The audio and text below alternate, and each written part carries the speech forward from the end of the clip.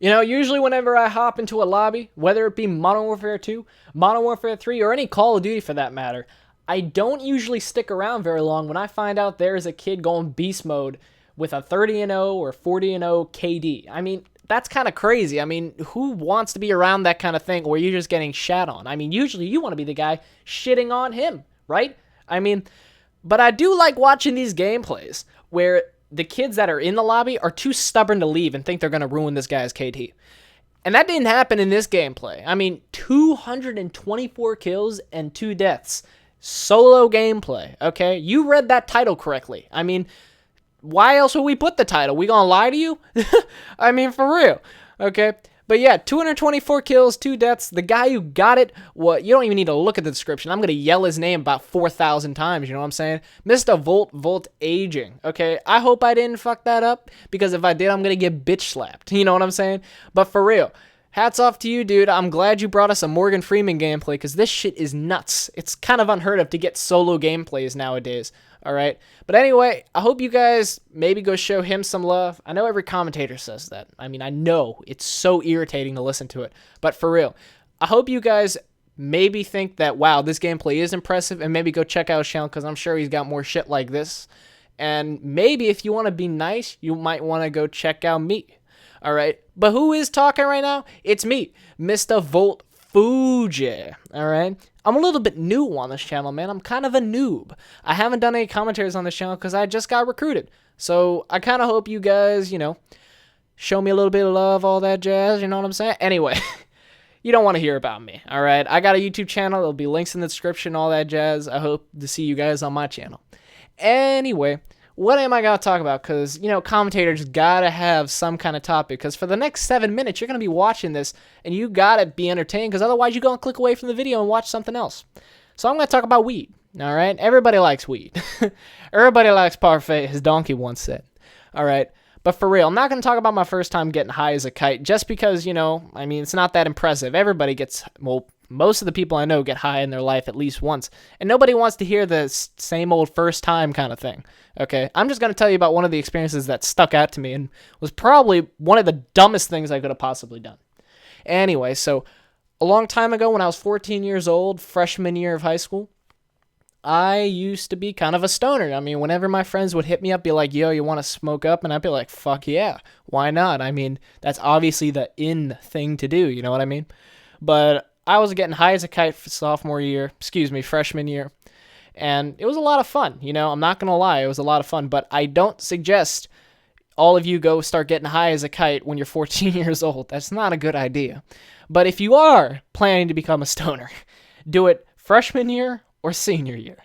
And I'll explain my reasoning. Hold up. The reason is freshman year, you don't do shit. I'm sure you guys know that. Freshman year, you don't do anything. And senior year, depending on what classes you take, you don't have to do anything either. So really, it doesn't, I guess, matter. Anyway, so let's talk about this actual experience so I don't keep getting sidetracked, you know what I'm saying? So I'm with my friends, right? We're getting high, we got like 4 grams to smoke. I'm not going to name any of the guys' names. I'm just going to refer to them as just random ass names. Anyway, but I'm with my friend, let's say Bob, and we're walking down the street and we see a bus and we're like, oh shit, let's get on the bus. Let's go wherever it's taking us, right? And, of course, me being baked, I had no idea where we were going. I mean, these guys I was hanging with are older than me, so they know public transportation a lot better than I do. So I'm just hanging with them. They're telling me where to go.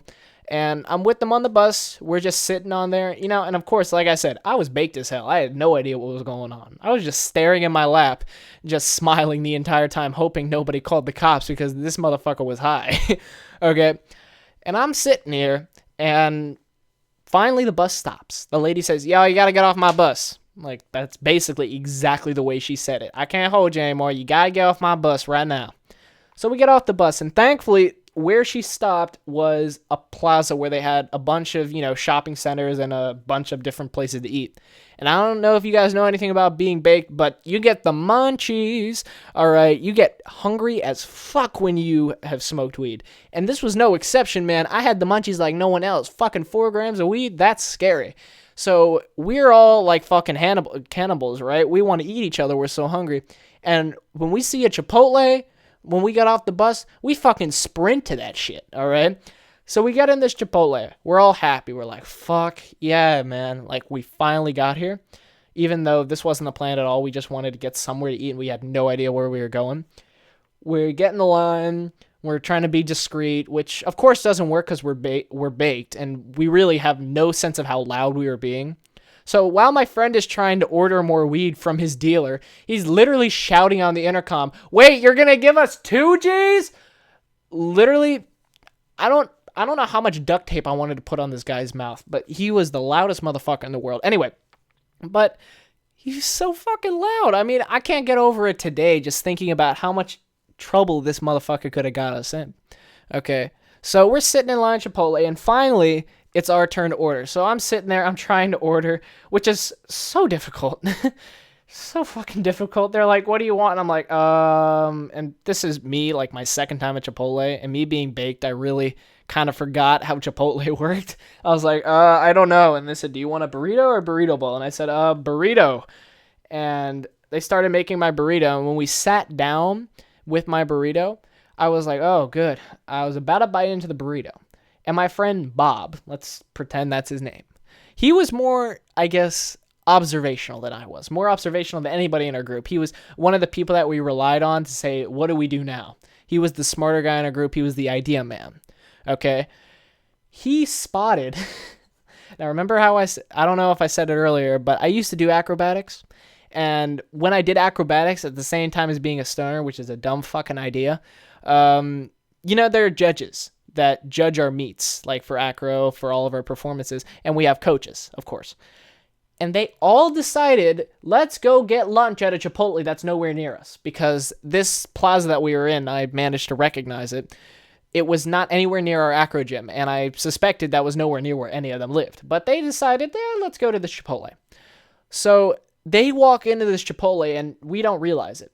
However, my friend Bob does, to say the least.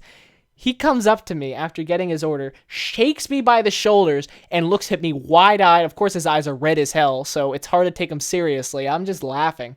And he says, "Dude, our acro people are here." I really hope he didn't say it loud enough to get their attention, because I realized they were staring at us when we were walking out. But we had our heads down when we were walking out. Basically, when he told me that, my eyes became bug-eyed. I did not want to eat my burger, excuse me. I didn't want to eat my burrito. I didn't want to do anything. I literally just wanted to get out of there. And we looked like fucking morons when we were trying to get out, right? We looked like fucking idiots just because we had no idea where we were going. We couldn't find the exit in the Chipotle. Okay? So finally, when we managed to figure out how to get out without hitting the emergency exit in Chipotle, we run out. Thankfully, they're getting their order taken, so they have the back to us, because usually the Chipotle lines are around, I guess, around tabletop that's adjacent, well, not adjacent, I guess parallel to the wall, and we snuck out the back while they were ordering. And all I was thinking was, what if they realized I was high? But thankfully they didn't, because they didn't say about anything like the next day when we had practice. But I mean, just put yourself in my shoes for a second. You're baked, so everything is slowed down, okay? And you realize the people that you know, and I guess you need to impress and make sure you're, I guess, on point all the time, randomly show up and you're high.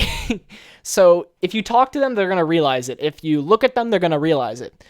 So you got to run out, you got to get out of there, and thankfully that's exactly what we did. We ran over to the fucking Jerry's that was across the road. I'm sitting there eating my burrito in Jerry's, happy as hell, thinking that we're gone. And the best part was when my friend called me, the other guy that was with us, and he said, "Dude, where are you?" Now, of course, 4 grams does have an impact on you, to say the least. And he was in the bathroom for like straight up 20 minutes.